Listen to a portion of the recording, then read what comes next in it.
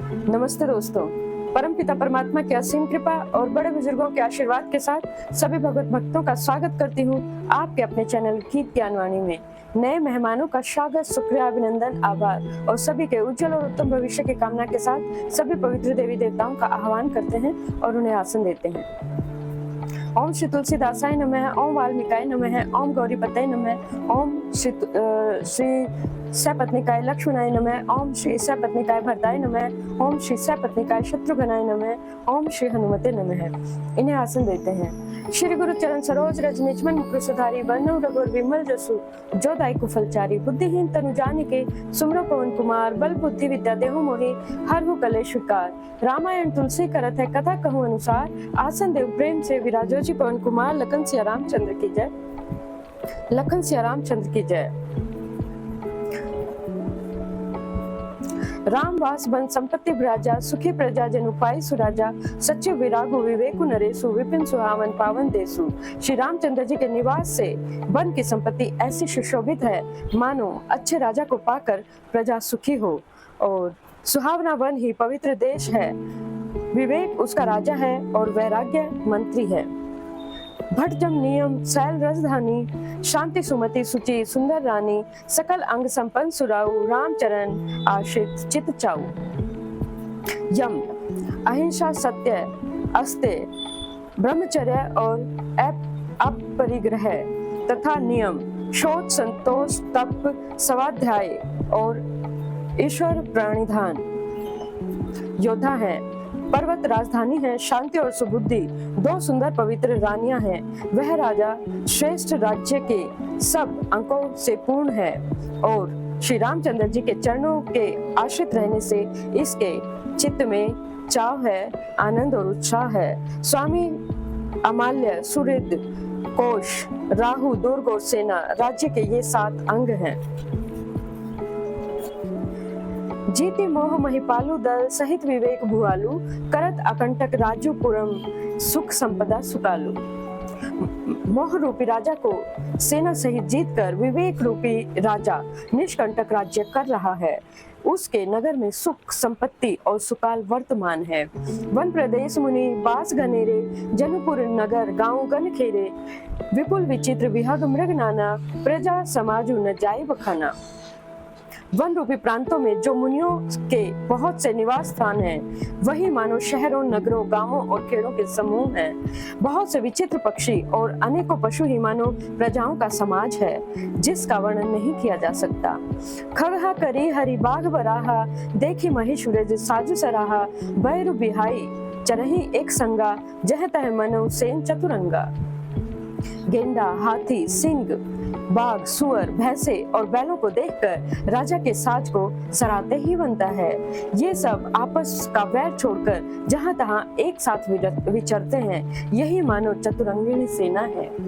झरना झरई मत गज गाजही, मनु निशान विविध विधि बाजही। चक चकोर चातक सुख पिक गण, कूजत मंजू मराल मुदित मन।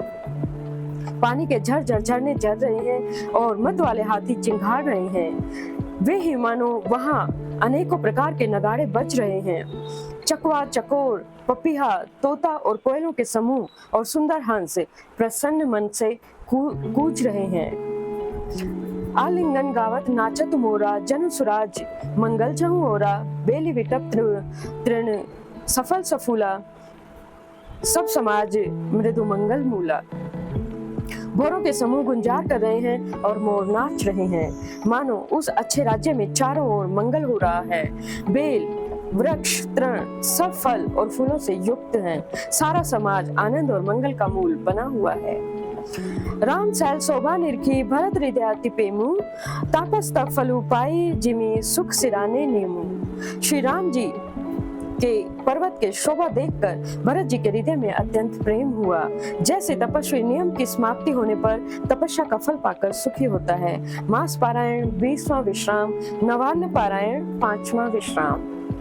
तब केवट ऊंचे चढ़ी धाई, कहे भरत सन भुजा उठाई।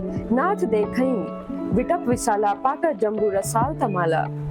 तब केवट दौड़कर ऊंचे चढ़ गया और भुजा उठाकर भरत जी से कहने लगा, हे नाथ, वो जो पाकर जामुन, आम और तमाल के विशाल वृक्ष दिखाई दे रहे हैं। जिन तरुवर मध्य बटु सोहा, मंजू विशाल देखी मनुमोहा, नील सगल पल्लव फल लाला, अविरल छाह सुखद सब काला। जिन श्रेष्ठ वृक्षों के बीच एक सुंदर विशाल बर का वृक्ष सुशोभित है, जिसको देखकर मन मोहित हो जाता है। उसके पत्ते नीले और सघन हैं और उसमें लाल फल लगे हुए हैं। उसकी घनी छाया सब ऋतुओं में सबसे ज्यादा सुख देने वाली है। मानहु तिमिर अरुणमय राशि, विरच विधि सकलेश सुषमासी, ए तरु सरिस समीप गोसाई, रघुवर पनक कुटी जही छाई। मानो ब्रह्मा जी ने परम शोभा को एकत्र करके अंधकार और लालिमामयी राशि को ही रच दिया है। हे गुसाई, ये वृक्ष नदी के समीप है, जहाँ श्री रामचंद्र की पर्णकुटी छाई है। तुलसी तरवर विविध सुहाए, कहूँ सिए कहूँ लखन लगाए, वट छाया वेदिका बनाई, सिए निज पानी सरोज सुहाई।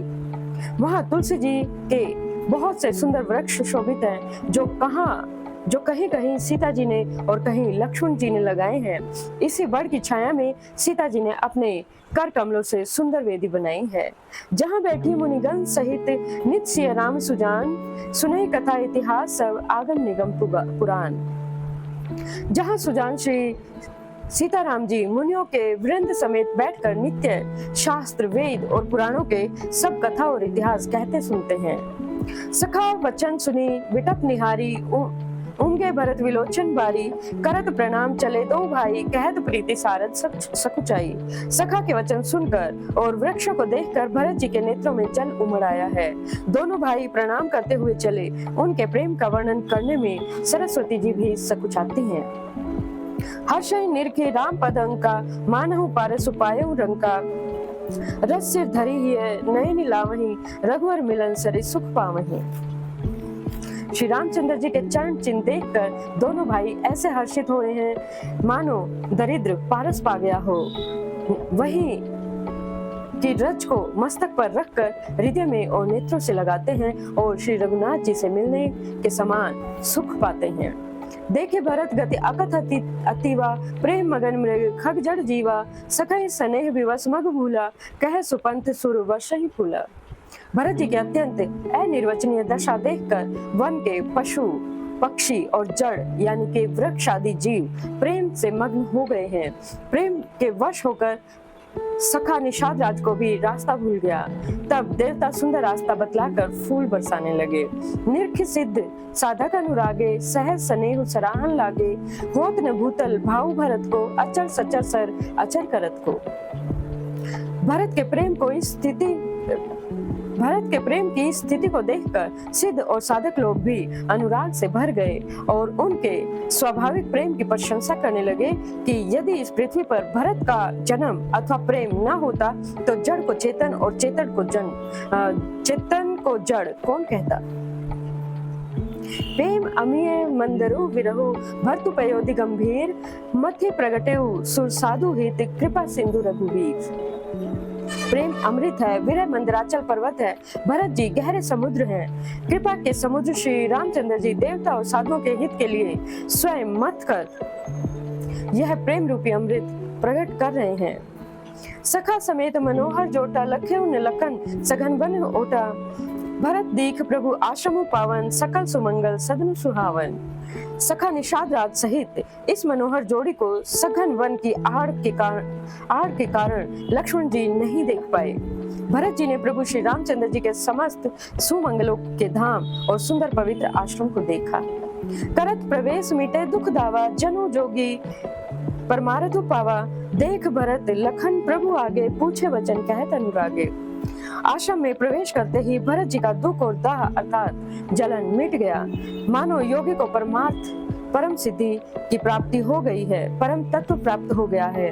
भरत जी ने देखा कि लक्ष्मण जी प्रभु के आगे खड़े हैं और पूछे हुए वचन प्रेम पूर्वक कह रहे हैं, अर्थात पूछी हुई बातों का प्रेम के साथ उत्तर दे रहे हैं। शीश जटा कटी मुनिपट बांधे, तून कसे कर सरु धनु कांधे, बेदी पर मुनि साधु समाजु, सिय सहित राजत रघुराजु। सिर पर जटा है, कमर में मुनियों का सा वल्कल अर्थात वस्त्र धारण करे हुए हैं और उसी में तरकस कसे हैं। हाथ में बाण तथा कंधे पर धनुष है। वेदी पर मुनि और साधुओं का समुदाय बैठा है और सीता जी सहित श्री रघुनाथ जी विराजमान है। वल्कल वसन जटिल तनु श्यामा जनु मुनि वेश केन रति कामा कर कमलनी धनुषायकु फेरत जिय की जर्नी हरत हंसी हेरत।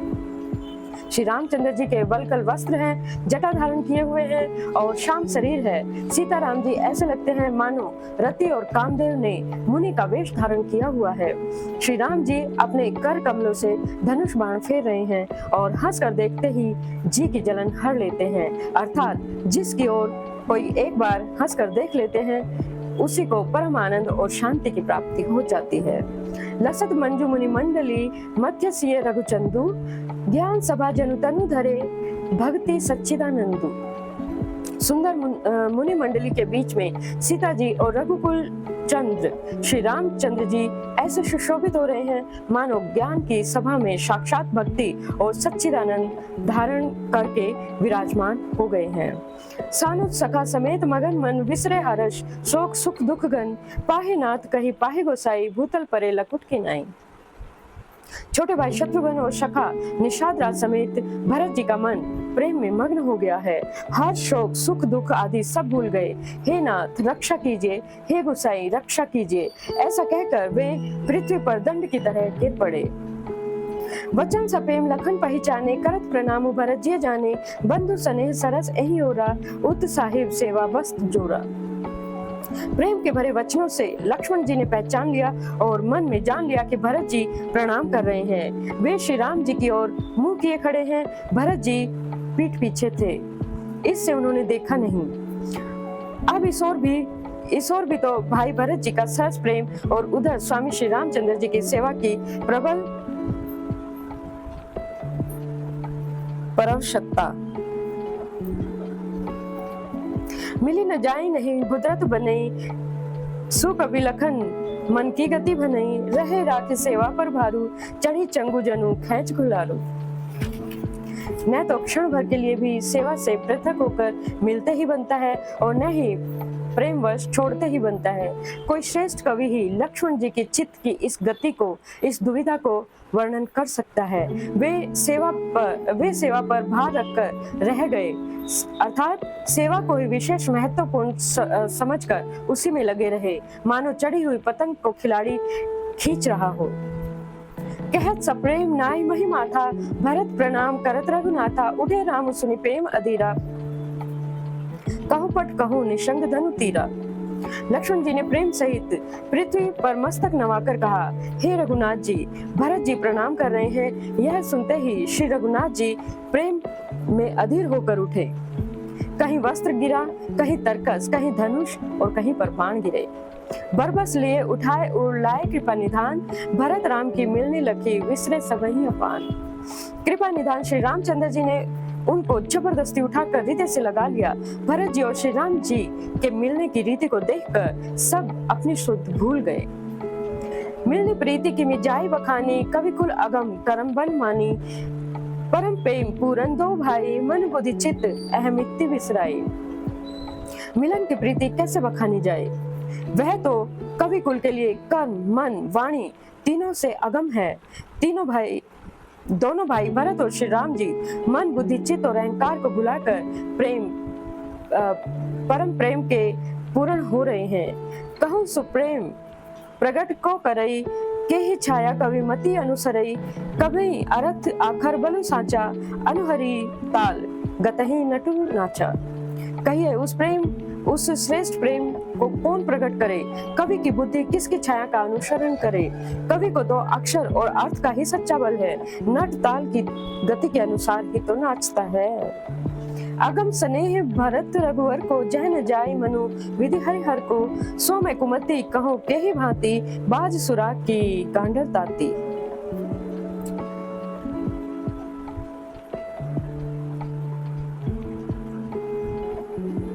भरत जी और रघुनाथ जी का प्रेम अगम्य है, जहाँ ब्रह्मा विष्णु और महादेव का भी मन नहीं जा सकता। उसी प्रेम को मैं कुबुद्धि किस प्रकार कहूँ। तालाबों और झीलों में एक तरह की घास होती है, उसे ही ताती कहते हैं। मिलने विलो के भरत रघुवर की सुरगंध सभय, धक धकी धर की समुझाए सुर गुरु जड़ जागे, फिर से प्रचून प्रशंसन लागे। भरत जी और श्री रामचंद्र जी के मिलने का ढंग देखकर देवता भयभीत हो गए और उनकी धड़कनें धक धक करने लगी। देवगुरु बृहस्पति जी ने समझाया, तब कहीं वे मूर्ख चेते और फूल बरसाकर प्रशंसा करने लगे। मिली सपेम रिपुसूदन ही, केवटू भेटहु राम, भूरि भाए भेटे भरत, लक्ष्मण करत प्रणाम। फिर श्री रामचंद्र जी प्रेम के साथ शत्रुघ्न से मिलकर तब निषाद राज से मिले। प्रणाम करते हुए लक्ष्मण जी से भरत जी बड़े ही प्रेम से मिलने लगे। भेटे लखन लल की लघुर भाई, बहुरी निषादु लीन उड़लाई, पुनि मुनिगण दुहु बहन बंदे, अभिमत आसिद पाए आनंदे। तब लक्ष्मण जी ललक कर अर्थात बड़ी ही उमंग के साथ छोटे भाई शत्रुघ्न से मिले और फिर उन्होंने निषाद राज को हृदय से लगा लिया। फिर भरत और शत्रुघ्न दोनों भाइयों ने उपस्थित सभी मुनियों को प्रणाम किया और इच्छित आशीर्वाद पाकर वो सब आनंदित हुए। सानुज भरत उमगे अनुरागा, धरि सिर सिय पद पदुम परागा, पुनि पुनि करत प्रणाम उठाए, सिर कर कमल पर सी बैठाए। छोटे भाई शत्रुघ्न सहित भरत जी प्रेम में उमंग कर सीता जी के चरण कमलों की रज सिर पर धारण करके और बार बार प्रणाम करने लगे। सीता जी ने उन्हें उठाकर उनके सिर को अपने कर कमलों से स्पर्श करके अर्थात सिर पर हाथ फेरकर उन दोनों को बैठाया।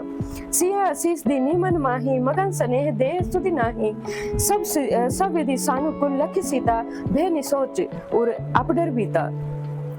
सीता जी ने मन ही मन आशीर्वाद दिया, क्योंकि वो स्नेह में मग्न है। उन्हें देखकर देह की शुद्ध बुद्ध भूल गई है और सीता जी को सब प्रकार से उनके अनुकूल देखकर भरत जी सोच रहित हो गए और उनके हृदय का कल्पित भय जाता रहा। कौ किच कह न कौ किछु पूछा, प्रेम भरा मन निज गति छूछा, ते ही अवसर केवटु धीरज धरी, जोरी पानी बिनवत प्रणामु करी। उस समय न तो कुछ कहता है और न कोई कुछ पूछता है, तो मन प्रेम से परिपूर्ण है, वह अपनी गति से ही खाली है अर्थात संकल्प विकल्प और चांचल्य से शून्य है। उस अवसर पर केवट धीरज धरकर और हाथ जोड़कर प्रणाम करके विनती करने लगे और इसी के साथ सभी देवताओं को यथास्थान जाने का आग्रह करते हैं और कथा को विश्राम करते हैं।